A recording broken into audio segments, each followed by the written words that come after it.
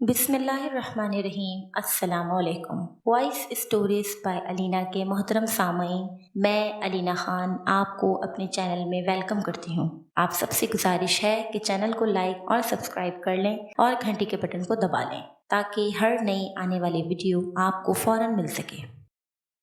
Dressing table کا شیشہ جوں کا توں اپنی جگہ پر موجود تھا۔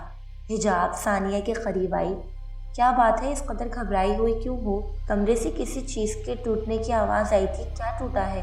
حجاب نے تحمل سے کہا۔ کمرے میں تو کچھ بھی نہیں ٹوٹا۔ حجاب نے اسے بازو سے پکڑ کر بیڈ پر بٹھا لیا۔ ثانیہ تیز نظروں سے چاروں طرف دیکھ رہی تھی۔ تم اونچی آواز میں کچھ بول رہی تھی۔ کیا تمہیں نہیں پتا تم کیا بول رہی تھی؟ میں تو آئینے کے سامنے کھڑی کچھ سوچ رہی تھی۔ کیا سوچ رہی تھی؟ اپنے خواب میں نظر آنے والے اس نوجوان کے بارے میں سوچ رہی تھی جس کا تصور پرچھائی کی طرح میرے ساتھ رہتا ہے۔ حجاب کی بات سن کر ثانیہ خوفزدہ ہو گئی۔ اس نے حجاب سے کوئی اور سوال پوچھنا مناسب نہ سمجھا، بلکہ اس کا اپنا ذہن کئی سوالوں میں الجھ گیا۔ وہ حجاب سے بس اتنا کہہ پائی، اماں نے کہا تھا کہ تم اس طرح اپنے کمرے میں اکیلی نہ بیٹھا کرو، میرے اور تحریم کے کمرے میں ہی رہا کرو۔ حجاب نے اپنی کتابیں اٹھائیں اور ثانیہ کے ساتھ چلی گئی۔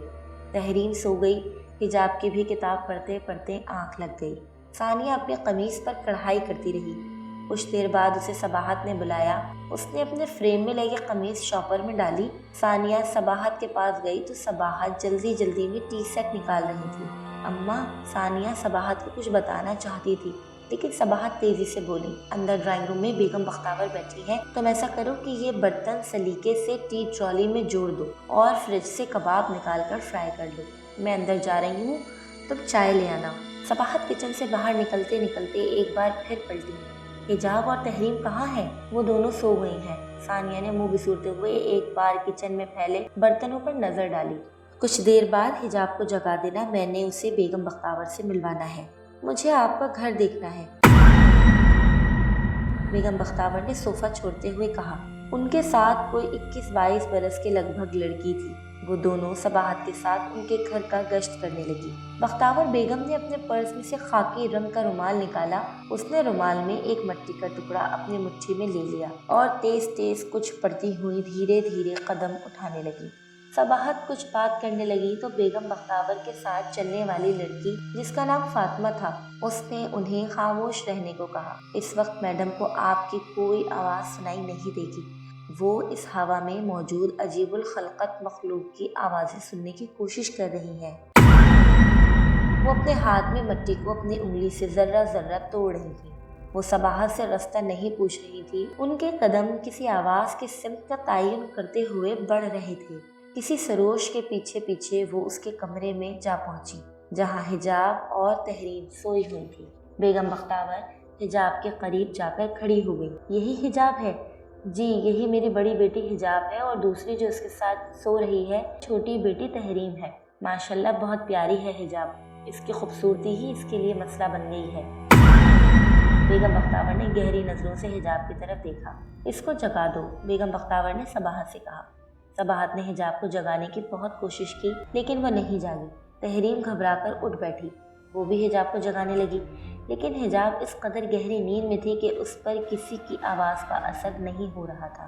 بیگم بختاور نے اپنے ہاتھ میں تھامی ہوئی مٹی سے ایک چٹکی حجاب کی پیشانی سے رگڑی۔ حجاب نے ایک ہی ساتھ میں آنکھیں کھول لی۔ اس کی آنکھیں نیم غنودگی کی حالت میں سرخ ہو رہی تھیں۔ وہ بیگم بختاور کی طرف اجنبی سی نظروں سے دیکھتی ہوئی اٹھ بیٹھی۔ حجاب کا کمرہ کون سا ہے؟ بیگم بختاور نے صباحت سے پوچھا۔ صباحت انہیں حجاب کے کمرے میں لے گئی۔ بیگم بختاور نے کمرے کے چاروں طرف نظر دوڑائی۔ آپ کو کس طرح کی آوازیں سنائی دے رہی تھی؟ جس طرح کوئی ڈریسنگ ٹیبل کی دراز زور سے بند کرتا اور کھولتا ہو۔ بیگم بختاور ڈریسنگ ٹیبل کے قریب بیٹھ گئی۔ وہ ڈریسنگ ٹیبل کی درازوں میں کچھ ڈھونڈنے لگی۔ انہیں دراز سے حجاب کی نیلم کی انگوٹھی ملی۔ اس نے وہ انگوٹھی صباحت کو دکھائی۔ میں یہ انگوٹھی لے جانا چاہتی ہوں، مجھے اس کی مدد سے کچھ دیکھنا ہے، بعد میں واپس کر دوں گی۔ بیگم بختاور نے سارے گھر کا جائزہ لینے کے بعد کھجور کا درخت بھی دیکھا جس کے بارے میں لوگوں نے پراسرار قسم کی باتیں پھیلا رکھی تھی۔ صباحت تجسس بھرے انداز میں بار بیگم بختاور کی طرف دیکھتی، لیکن بیگم بختاور نے کوئی بات نہیں کی۔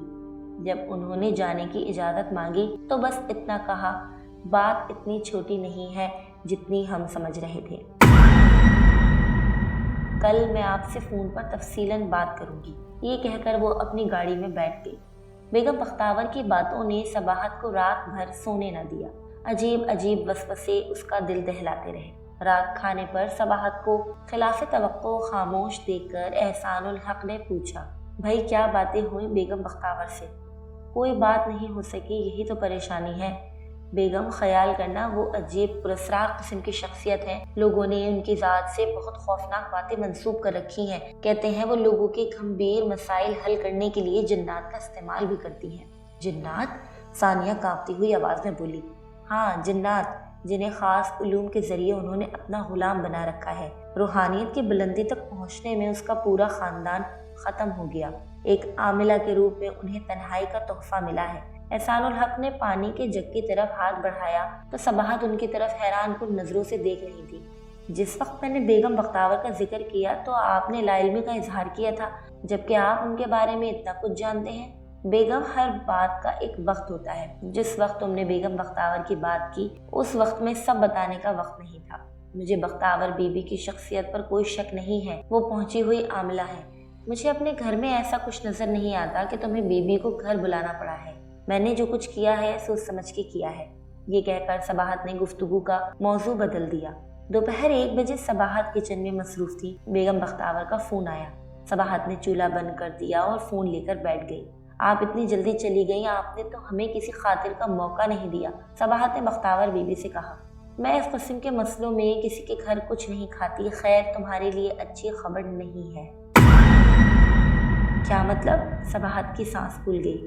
تمہارے گھر کے نزدیک جو کھجور کا درخت ہے اس پر ایک نوجوان آصف کا سایہ ہے۔ وہ درخت اس کی آماج گاہ ہے، حجاب کی انگوٹھی کے نیلم میں اس کا لمس ہے۔ وہ جب حجاب کے آس پاس ہوتا ہے تو اس کی سانسوں سے بھی قریب ہوتا ہے، جب حجاب سوتی ہے تو اس کے لاشعور میں جا کر روحانی طور پر اس سے ملتا ہے۔ ان کی اس قربت سے ان کے بیچ بے نام سا ایک ربط بن گیا ہے۔ حجاب اسے نہیں جانتی مگر حجاب کے احساسات میں وہ کہیں نہ کہیں ہوتا ہے۔ یہ سن کر صباحت کے تو ہوش اڑ گئے۔ بختیور بی بی، آپ کیسی باتیں کر رہی ہیں؟ اگر ایسا ہے تو وہ میری بیٹی سے کیا چاہتا ہے؟ اس کا کیا مقصد ہے یہ تو میں نہیں جانتی، لیکن جہاں تک میرے علم کا تعلق ہے وہ آصف حجاب کے حسن کا اسیر ہو گیا ہے۔ بختیور بی بی کی بات سن کے صباحت پھوٹ پھوٹ کر رونے لگی۔ بختیور بی بی نے انہیں حوصلہ دیا۔ آپ کو پریشان ہونے کی ضرورت نہیں ہے، میں سب سنبھال لوں گی۔ بس مجھے یہ پتہ لگانا ہے کہ وہ آصف جنات کے کس گروہ سے تعلق رکھتا ہے، وہ کس قدر طاقتور ہے۔ یہ سب جاننے کے بعد ہی میں کچھ کر سکوں گی۔ آپ ایک بات کا دھیان رکھنا، حجاب کو ان باتوں کا علم نہ ہو۔ یہ کہہ کر بختیور بی بی نے فون بند کر دیا۔ صباحت اپنا پسینے سے بھرا چہرہ صاف کرتے ہوئے کچن میں چلی گئی۔ انہیں عجیب سی گھبراہٹ ہو رہی تھی، جیسے کسی نے ان کا دل بھینچ کے رکھ دیا ہو۔ انہوں نے کچن کا کام بمشکل کیا۔ دوپہر کو کھانے کے بعد جب ثانیہ، حجاب اور تحریم اپنے کمرے میں چلی گئیں تو صباحت نے احسان الحق سے بختیور بی بی سے ہونے والی گفتگو کا تذکرہ کیا۔ احسان الحق تب کر صباحت پر برس پڑے۔ میں نے تمہیں اسی لیے منع کیا تھا کہ ان عاملوں کے چکر میں مت پڑو۔ بے شک بختیور بی بی کی قابلیت کا اعتراف ہے مجھے، لیکن یہ لوگ لوگوں کو اس طرح کے چکروں میں ڈال کر خواہ پریشان کرتے ہیں۔ میں مانتا ہوں کہ اس طرح کے کیس ہوتے ہیں، لوگ تنگ آ کر عاملوں کے پاس جاتے ہیں، لیکن ہمیں تو کوئی تنگ نہیں کرتا۔ میری بیٹی حجاب بالکل ٹھیک ہے، کوئی ضرورت نہیں ہے دوبارہ بختیور بی بی سے ملنے کی۔ احسان الحق کو غصے میں دیکھ کر صباحت خاموش ہو گئی، لیکن احسان الحق سے بات کر کے ان کے دل کا بوجھ مزید بڑھ گیا۔ رات کو انہوں نے مناسب موقع دیکھ کر احسان الحق سے بات کی۔ آپ کی بات اپنی جگہ درست ہے، لیکن میں ایک ماں ہوں۔ ماں کا دل بچوں کے سینوں میں دھڑکتا ہے، بچوں کا دل گھبرائے تو ماں کا دل بھی بیٹھ جاتا ہے۔ اگر آپ مجھے حجاب کے علاج سے روکیں گے تو میری پریشانی بڑھ جائے گی۔ میں حجاب کے ساتھ زیادہ وقت گزارتی ہوں۔ بختیور بی بی کی باتوں میں مجھے سچائی نظر آ رہی ہے، لیکن میری بیٹی کو کوئی نقصان نہیں پہنچنا چاہیے۔ اگر میں کوئی ایسی بات محسوس کروں گا تو تمہاری ایک نہیں سنوں گا۔ آپ بے فکر رہیں، بختیور بی بی ایسی عاملہ نہیں ہے جو اس طرح کے ہتھ کنڈے استعمال کریں۔ ان کے علاج کا طریقہ علیحدہ ہے، بس آپ رحم نہ کریں۔ صباحت نے احسان الحق کو قائل کر لیا۔ اس نے حجاب کی ہر حرکت پر نظر رکھنا شروع کر دی۔ اگلی روز سباہت نے بختاور بی بی کو فون کیا۔ جو خبر انہیں ملی اس سے وہ لرز کر رہ گئی۔ فون پر فاطمہ نے بتایا کہ بختاور بی بی کا ایکسیڈنٹ ہو گیا ہے اور وہ اسپتال میں زندگی اور موت کی کشمکش میں ہے۔ خبر سنتے ہی سباہت ہسپتال پہنچی تو بختاور بی بی اپنے آخری سفر پر روانہ ہو چکی تھی۔ اس حادثے کے بعد سباہت ٹوٹ کے رہ گئی، مگر احسان الحق کی باتوں سے اسے ڈھارس ملی۔ ہم خدا کی مرضی کے آگے کیا کر سکتے ہیں؟ بختاور بی بی کیا، سالوں کے منصوبے بنانے والے لوگ ایک لمحے میں لقمہ اجل ہو جاتے ہیں۔ بختاور بی بی کے نصیب میں بس اتنا ہی وقت تھا۔ رہی بات ہماری حجاب کی تو تم سن لو، میں کل بھی اس کے حق میں نہیں تھا کہ حجاب کا علاج کرایا جائے، اور آئندہ بھی تم نے اس معاملے کو لے کر کسی پیر کے پاس نہیں جانا۔ ہمارے حجاب پر کوئی سایہ نہیں ہے۔ اگر تمہیں وہم ہے تو میں خود فجر کی نماز کے بعد قرآن پاک کی سورہ بقرہ پڑھ کر پانی پر دم کر کے وہ پانی گھر کے کونوں پر چھڑک دیا کروں گا۔ بختاور بی بی کے وفات کے بعد سباہت کے گھر میں ہونے والے پراسرار واقعات ایک دم سے ختم ہو گئے۔ حجاب کو وہ ڈراؤنا خواب بھی آنا بند ہو گیا، اور وہ خوبصورت کبوتر جسے حجاب روزانہ دانہ ڈالتی تھی جیسے اس سے روٹھ گیا، وہ کبھی بھی نہیں آیا۔ سباہت بھی خوش اور مطمئن رہنے لگی۔ اب ان کا سارا دھیان اس طرف تھا کہ نیا گھر کیسے ڈیکوریٹ کرنا ہے۔ نئے گھر میں شفٹ ہونے میں اب 10 دن رہ گئے تھے۔ ان 10 دنوں میں حجاب، ثانیہ اور تحریم نے مل کر سباہت کے لیے نئے گھر کی بہت ساری شاپنگ کی۔ احسان الحق کا بھی خوشی کا کوئی ٹھکانہ نہ رہا۔ ان کا اپنے گھر کا خواب جو وہ کتنے سالوں سے دیکھ رہے تھے پورا ہونے جا رہا تھا۔ جس دن وہ اپنی فیملی کے ساتھ نئے گھر میں شفٹ ہوئے، اس روز احسان الحق کے جسم کا رواں رواں خوشی میں چور تھا۔ آنکھوں میں زندہ دلی کے ستارے جگمگا اٹھے تھے۔ سباہت احسان الحق کے پاس آئیں۔ وہ پھولوں سے بھری کیاری کے قریب کھڑے تھے۔ سباہت نے ان کے شانے پر تھپکی دی۔ آپ کن خیالوں میں گم ہے؟ احسان الحق نے مسکراتے ہوئے سباہت کی طرف دیکھا۔ آج میں بہت خوش ہوں، لگتا ہے وقت 10 سال پیچھے چلا گیا ہے۔ اپنے ارمان پورے ہونے کے بعد دل میں زندگی جاگ اٹھی ہے۔ اسی دوران ثانیہ، حجاب اور تحریم دوڑتی ہوئی باپ کے بازوؤں سے لپٹ گئی۔ ابو، ہمارا گھر بہت خوبصورت ہے۔ احسان الحق نے اپنی بیٹیوں کو اپنے بازوؤں کے حالے میں لے لیا۔ یہ گھر ہمیشہ محبت کی چاندنی سے روشن رہے گا۔ پھر احسان الحق نے آسمان کی طرف دیکھا۔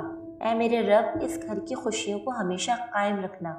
میری بیٹیوں کے چہروں کی مسکراہٹ میرے جیون کا سکون ہے۔ میری بیٹیاں ہمیشہ یوں ہی مسکراتی رہیں۔ غروب آفتاب کا وقت تھا۔ ہر سو سورج کی سرخی مائل دھیمی دھیمی روشنی پھیلی ہوئی تھی۔ حجاب لان میں رسالہ لیے بیٹھی تھی۔ مغرب کی اذان کی آواز سن کر اس نے جلدی سے سر پر دوپٹہ لے لیا۔ حجاب، کہاں ہو بیٹا؟ سباہت اسے ڈھونڈتے ہوئے لان میں آ گئی۔ حجاب نے مسکراتے ہوئے ماں کی طرف دیکھا۔ سباہت گھاس پر اس کے پاس بیٹھ گئی۔ یوں اکیلی نہ بیٹھا کرو، وقت بھی دیکھو کیسا ہے۔ حجاب نے ایک لمبی سانس کھینچی۔ ہمیں سارے وقت اللہ کے ہوتے ہیں، کچھ نہیں ہوتا بیٹا، کبھی کبھی بڑوں کی بات مان لیتے ہیں۔ سباہت کی اس بات پر حجاب نے ان کا ہاتھ پکڑ لیا۔ آپ کا حکم تو سر آنکھوں پر۔ مجھے ویسے ہی تنہائی میں بیٹھنا اچھا لگتا ہے امی، ایک عجیب سا احساس ہے، مجھے وہ احساس لفظوں میں بیان کرنا مشکل لگتا ہے۔ کیا احساس؟ سباہت نے پوچھا۔ میں جب بھی تنہا ہوتی ہوں تو یوں لگتا ہے جیسے کوئی میرے ساتھ ہے، میرے بہت قریب۔ لیکن جب یہ بات سوچتی ہوں جو اکثر کتابوں میں پڑھا ہے کہ جب بھی ہم تنہا ہوتے ہیں ان لمحوں میں ہم اپنے آپ سے ملتے ہیں، اور اپنے کسی کے قریب ہونے کا احساس ہماری اپنی ذات کا کوئی روح ہوتا ہے جو ہم سے کلام کرنا چاہتا ہے۔ میرا بھی اپنے قریب کسی کو محسوس کرنا میرا وہم ہی ہوگا۔ میں ٹھیک کہہ رہی ہوں نا؟ حجاب کی بات سن کے سباہت کہیں کھو گئی۔ حجاب کے دوبارہ بلانے پر وہ بوکھلاہٹ میں بولی، ہاں تمہارا وہم ہوگا، اپنی دونوں بہنوں کے ساتھ وقت گزارا کرو، مجھے تمہاری فکر ہوتی ہے۔ آپ میری فکر نہ کیا کریں۔ حجاب نے سباہت کی گود میں سر رکھ لیا۔ سباہت حجاب کے بال سہلانے لگی۔ سباہت حجاب کے دھلے ہوئے کپڑے اس کی وارڈروب میں رکھنے کے لیے اس کے کمرے میں آئی۔ حجاب اپنا جیولری باکس لے کر بیٹھی ہوئی تھی۔ سباہت اس کے کپڑے الماری میں رکھنے لگی۔ حجاب، اتنی بڑی ہو گئی ہو، اپنے کپڑے خود الماری میں رکھا کرو۔ حجاب کو جیسے کچھ سنائی نہیں دے رہا تھا۔ وہ جیولری باکس میں پاگلوں کی طرح جیسے کچھ ڈھونڈ رہی تھی۔ سباہت نے اسے اس طرح پریشان دیکھا تو پوچھنے لگی، کیا ڈھونڈ رہی ہو؟ حجاب نے بھویں سکیڑتے ہوئے ماں کی طرف دیکھا۔ میری انگوٹھی نہیں مل رہی، اس میں نیلم جڑا تھا۔ سباہت نے ہونٹوں کو کھینچتے ہوئے دوسری طرف منہ کر لیا۔ وہ دل ہی دل میں سوچنے لگی، وہ انگوٹھی تمہیں کیسے ملے گی؟ وہ تو میں نے بی بی بختاور کو دے دی تھی۔ اچانک حجاب کی خوشی سے جھومتی آواز صباحت کے کانوں سے ٹکرائی۔